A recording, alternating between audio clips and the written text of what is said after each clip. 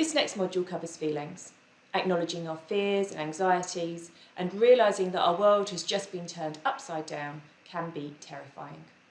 However, small action plans can really help to guide you and help you to see things more clearly and also differently.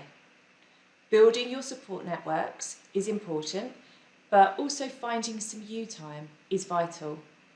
You are important too. So let's look at this in more detail.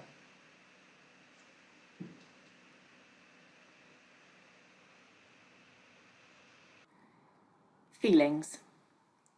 Quote, "Feelings are just visitors. Let them come and go." Mooji.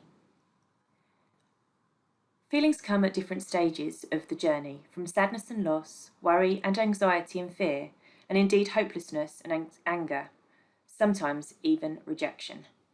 Emotions can come in waves and when you least expect it.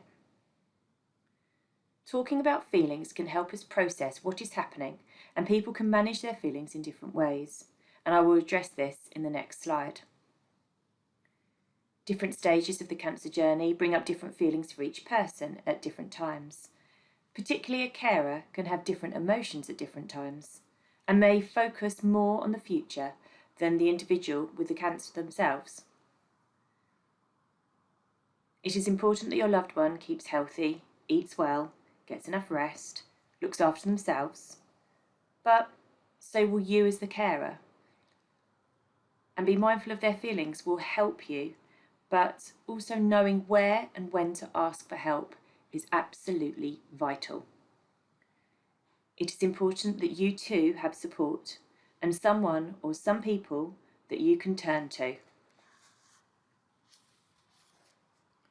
Not only at the beginning of the cancer journey is support needed, but at the end of treatment too.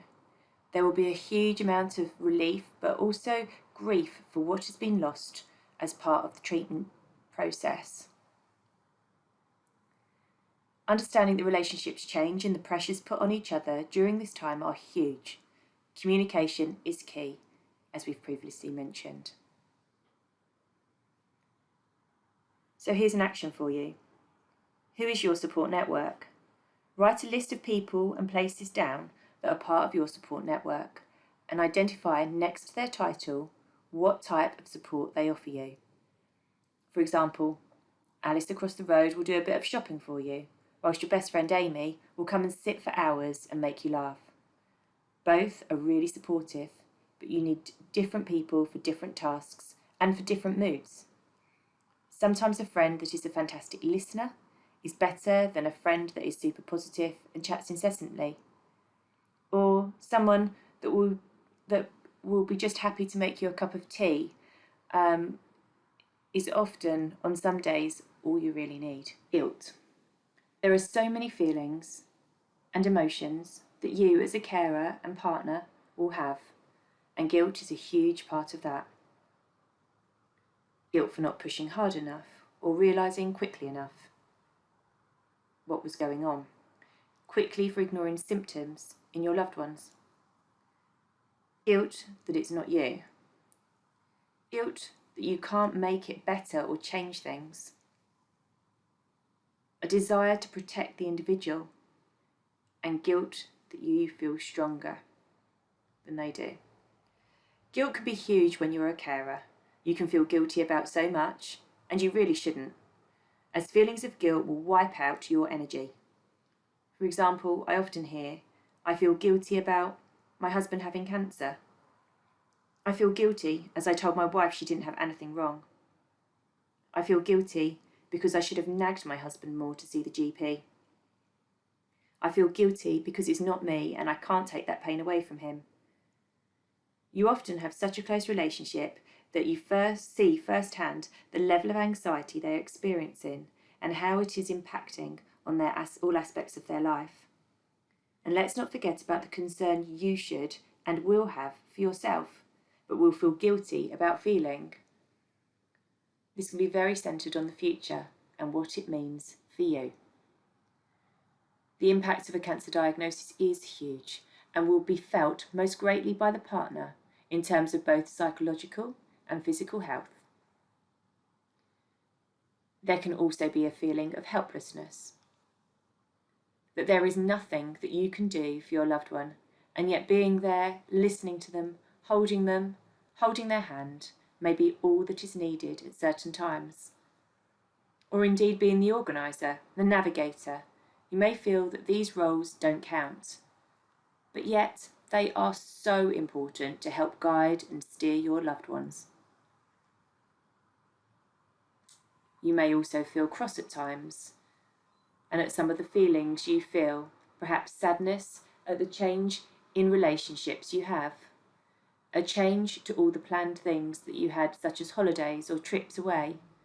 You can't necessarily stop the way you feel, but sometimes you need to rationalise them. You are important too.